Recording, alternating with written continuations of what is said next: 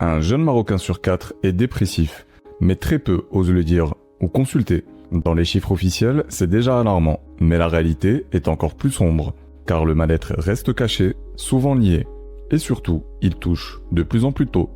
Chez les 15-24 ans, le signal est rouge. Anxiété, stress, fatigue mentale, ça explose. Presque 40% souffrent de troubles sévères et beaucoup se sentent seuls, incompris, perdus. Pourquoi ? D'abord des besoins vitaux négligés. Sommeil, santé, écoute, tout leur manque. Le quotidien pèse, l'avenir paraît flou. Chômage, précarité, instabilité, un cocktail brutal.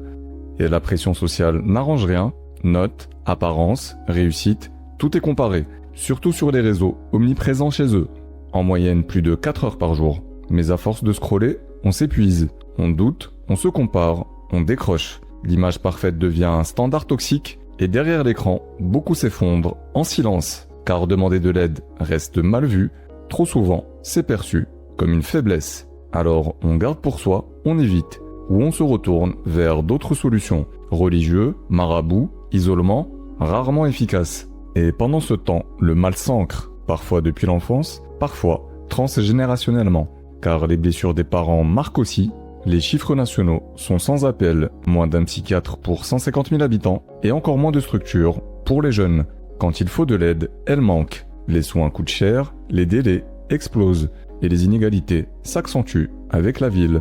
En milieu urbain, l'isolement augmente vite, plus de béton, moins de repères humains.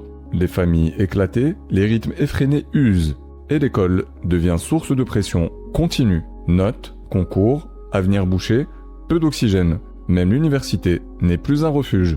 Mais des solutions émergent malgré tout. Des étudiants créent des groupes de parole, des applis locales proposent du soutien gratuit et des campagnes ciblent les tabous culturels, même certaines mosquées parlent de bien-être mental.